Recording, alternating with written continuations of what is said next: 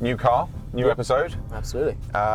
We've been very generously lent another car, a nice shiny new car by Mayfair Prestige. And today we are in... Lamborghini Urus. Yeah. I mean, I've driven one of these before. It wasn't as nice as this one, and it was a bit older. But this has a very different feel. A lot is down to the interior. I'm not usually a red leather kind of guy, but this is quite a deep, like dark cherry red. It's very warm.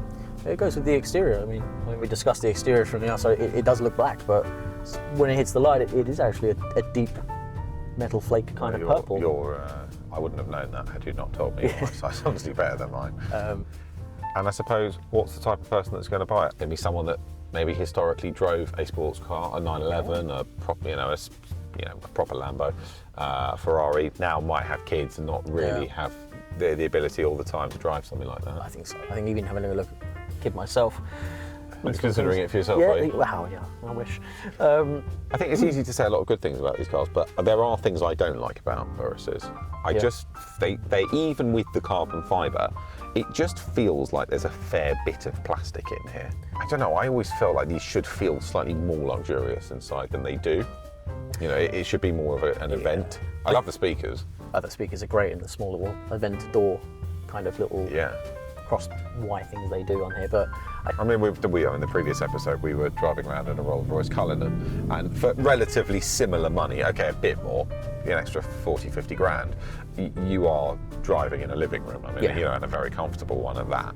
Passing the Aston showroom actually maybe is similar type. Yeah, actually, that's probably the slightly more luxurious interior, I'm sure. DBX. Yeah, DBX. Yeah. That is. I haven't driven one, but it's meant to be amazing. But you don't see many of them. No, well, no one can afford them. Well, yeah, that's true. Especially at the moment. Yeah. Anyway, being watch dealers, we should probably talk about some watches. Okay.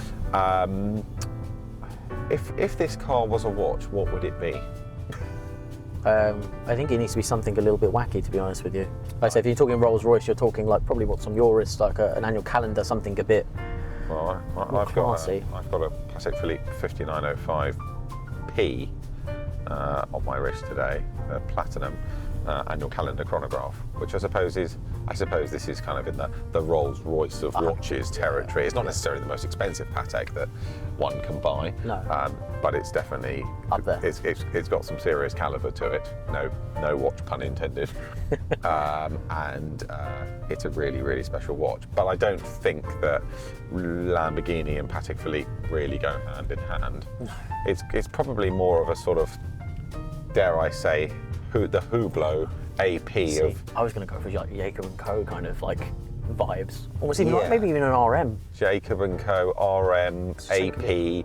Wacky. And I suppose the type of people that own them are kind of the type of people that wear those types of watches as well. So. Someone that kind of buys something because they want to be seen wearing it, driving it, as opposed to someone who wants something tucked away.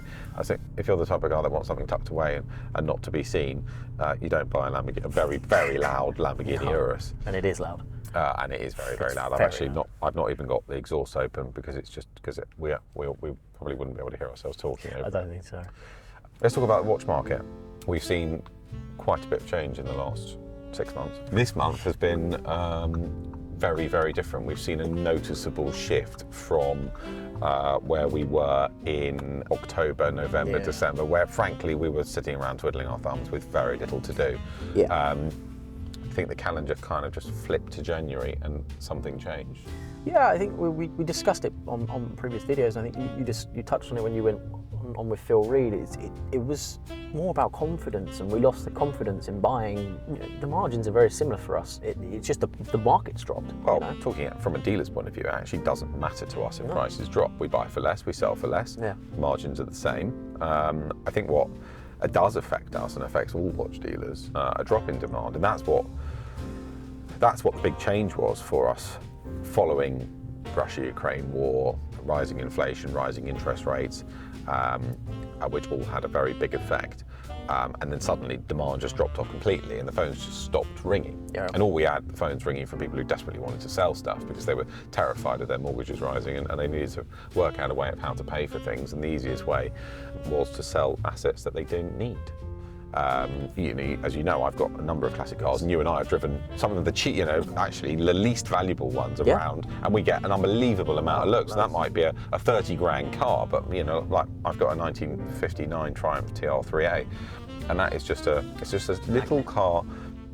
But it's quintessentially British to look at. 1950s lines, British racing green. It just looks incredible. Talking about classics and older things, we've seen quite a big shift in demand for older watches and vintage watches. Yeah.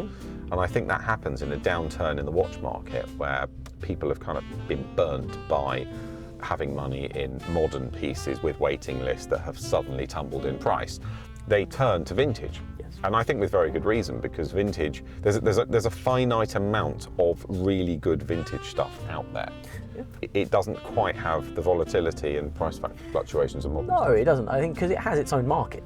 Vintage market is quite stable. I think even things like Kermits, they were for an old or original Kermit 50th anniversary sub. That was always around 16 to 18,000 pounds, always. And when the drop happened, they're still there. Yeah, they've lost like 500 quid maybe. We've got one for sale now, haven't we? A new old stock one, which is actually very cool. We can link to that now.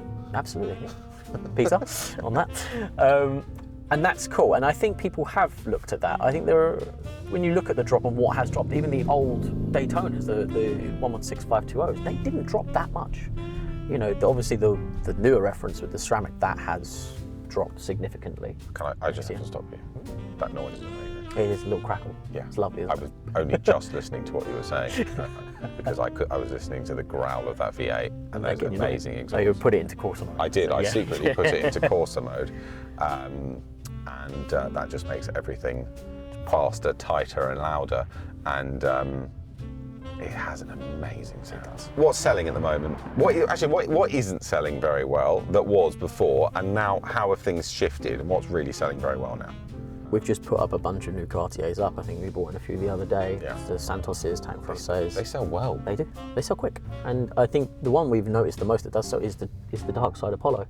Yes. Which we can't get enough of. Can't buy enough of that. But I think buyers buying on the pre-owned market, I think it is interesting for them to know that the reason why we buy certain things, and a lot of it is to do with, it's not just how much money we make, it's actually how quickly can we turn it around. Absolutely. Although we might be able to make some enormous margin on a rose gold JLC that very few dealers would touch, we might be able to make a 50, 70% margin on that, but it could take a year to sell. That's all very fun the day you sell it, but the year, sitting around waiting for a buyer to come along for a year is not great. And we'd much rather have a load of Speedmasters that will come in on a Monday and sell by a Friday. And that happens often. Yeah, and actually those are the type of watches that buyers who are concerned about what their watches are going to be worth in the future, or the saleability of their watches, those are the types of things I suppose that they should be looking at and buying. Although there's been a big shift with regards to how many of the big Pateks and big APs are selling, we are starting to see far more sales of high-end Pateks. I mean, we even sold a solid yellow gold GMT SARU yesterday. Great watch. And that sold really quickly. That sold within a week. Touching on that, the reason why it sold. Now, we took that on consignment, which we have been doing a lot more frequently than buying watches outright. Yeah. And we had that up for sale for a week, I think.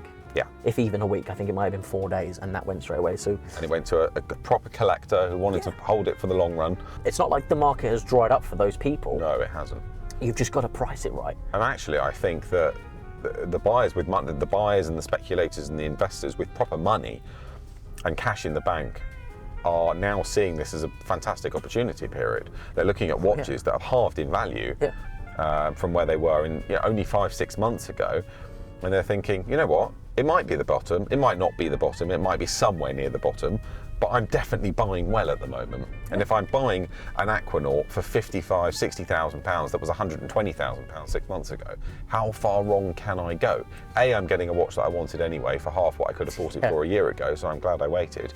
But B, there's a very good likelihood that that watch will, as an investment, serve them really, really well over the next, maybe not over the next year. I'm sure they won't lose any more over the next year, but certainly if you take a 3 to 5 year view, the chances are they're going to do pretty well. Yeah. We're heading back towards the office now, and do you want to call Danny from Mayfair Prestige and see if he wants to hop in the car? There's a big apparatus hanging off the back of the car. Absolutely. Eddie. Danny. Hello, mate. This is a nice, this one, isn't it? Do you know what? I've just been saying that I borrowed one from you about a year ago. No, you can't compare this one. And that was a bit ropey in You comparison. can't compare this one. This is special. is very It's nice. got the new screen, the new layout. I'm still not the biggest Urus fan. I am. You like it. You're a bit. You know. You're I hated like the car when I first drove it. I hated it, and I completely got it wrong. When I started driving it properly and living with it, and realised that this car is bonkers, is when I realised how great this car is. It's great to drive. It's amazing. You know what? I really want to drive the Porsche Turbo GT. I think that's the only thing that the Cayenne Turbo GT. Yeah. It's apparently incredible. I can imagine it might be better than. And an acquaintance of mine has a GT3 RS and a Turbo GT. He took them both round the Nürburgring, and the Turbo GT, and he's an ex-racing driver, and the Turbo GT was faster. Yeah, I can imagine. This must be bonkers. You know what? I prefer to talk about watches, because watches and cars are very similar. Well, you like watches. Love watches, Well, but I prefer round protect. Firstly, to say I've known you for Too long. Well, you worked for my dad, Yeah, when I was 15. and that was what 50 years ago. Yeah, pretty much. Yeah, And pretty much. what did you do for him? I worked in a sandwich bar And when was it? in Camden called JB's Eatery.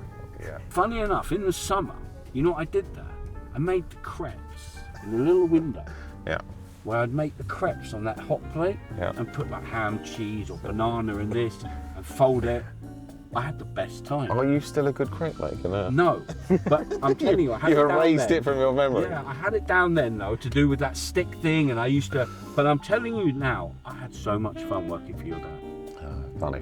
He paid me good, okay money back then. Which went from good to okay. Oh no, I remember it being okay because remember this is a long time ago. Money went further. It was all right. And I'm sure it was And we had cash a in lot of those fun. days as well. Anyway, back to watches. What's Sam got on today? Sam, what are you wearing Tudor. today? A Tudor. You love Tudors, don't you? Black Bay Pro. You know what? I've gone off some of these main. I'm not the big. I used to be, but I've kind of gone off Rolex. You in can't a go way. off Rolex. No, I think there's a lot of hype and nonsense about Rolex. I think Oh, yeah, but hold on, we discuss this all the time. it's too much. When something drops in value, when something goes up in value, it becomes more desirable and it becomes prettier. People have to remember, Rolexes are like Ford Fiestas. No, I think They make 1 million watches a year. It's like a Vauxhall. on production, I agree, but on quality, no. No, okay, agreed. It's- They make 1 million watches a year. They're not running out. There's so many of them. If you want a sub or a green, or people go on about the Hulk and the Batgirl, it's if like they made 50 of them. They make a lot they of made them. But hundreds of thousands of these watches. there's hundreds of thousands of buyers I for them. agreed. I like That's round the thing. protects. I don't like that Nautilus face. Yeah. Danny. There's one more thing I want to say about Rolex. Why don't they make a green Hulk with no date? No date. A non-date Hulk, Yeah. or Sprite, or whatever you want to call it. I want to put this. I've been saying this to you many times. I want to put this in your You video. tell them. A submariner. A submariner. The idea of the watch is to go under the water. You click the bezel to let you know how much air you have left in your tank. So you set it, and then you realise how much air you have left. You don't need a date on a submariner. When you're under the water, diving for oysters, you don't need a date, okay? Because you don't care what day it is. So a sub should never have a date. A GMT should have a date because it's called a GMT. The whole point is that it tells the time in different places, so it needs a date. Sub should never have a date. So, When they make a green sub, or the blue, the Smurf, or the Hulk, whatever they want to call it, why don't they make it dateless? Why is this bubble date rubbish on the watch? Don't like it. Rolex, change it. so on that note, if you're looking to buy a car, he's your man. Yeah. Danny Edgington, Mayfair Prestige. If you're looking to buy a watch, come to us. Bloombar watches. Yeah, you probably get better Danny, service. thank you very much. And thank you for the car. See you later. Bye.